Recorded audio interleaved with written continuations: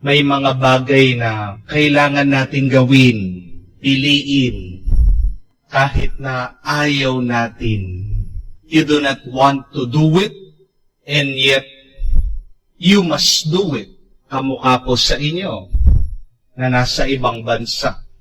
Pag-abroad, pagtatrabaho, paggising ng umaga, pagsasakripisyo, pagpapadala ng pera, palaging inaasahan ng pamilya, pagpasok sa trabaho, kahit na puyat ka at pagod ka at nangangawit ka na, pagtitiis sa homesickness, nalulungkot, nangungulila, namimiss, makasama ang pamilya. Kahit na minsan meron kang sakit, kailangan kang kumayod, kailangan kang magsipag.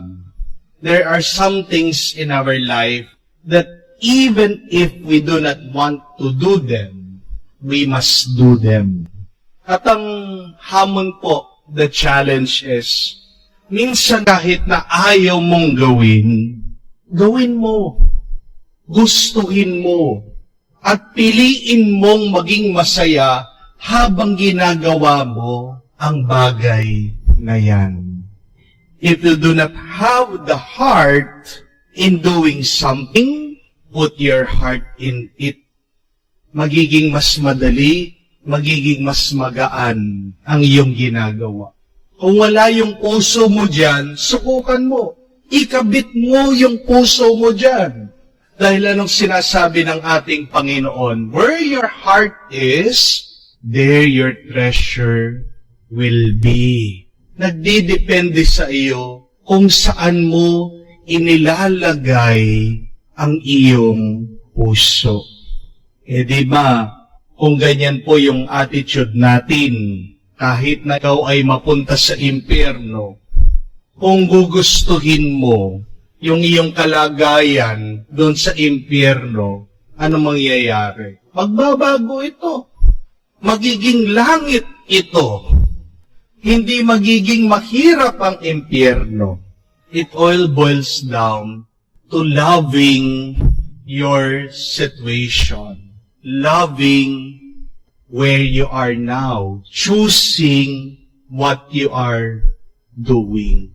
At ang sikreto po ng pagiging masaya, yung puno ng tuwa, ay yung pagpili. Choosing, being happy, kahit na magulo, mahirap, masakit, mabigat, yung iyong kalagayan. Napakaganda po nung sinabi ng isang katolikong teologo. Ang pangalan po niya ay si Scott Hahn. Sabi niya, a joyless Catholic is the devil's best tool. A joyful Catholic is God's greatest instrument. Pag malungkot ka, yan yung paraan ng masama para mahulog ka sa bitag niya.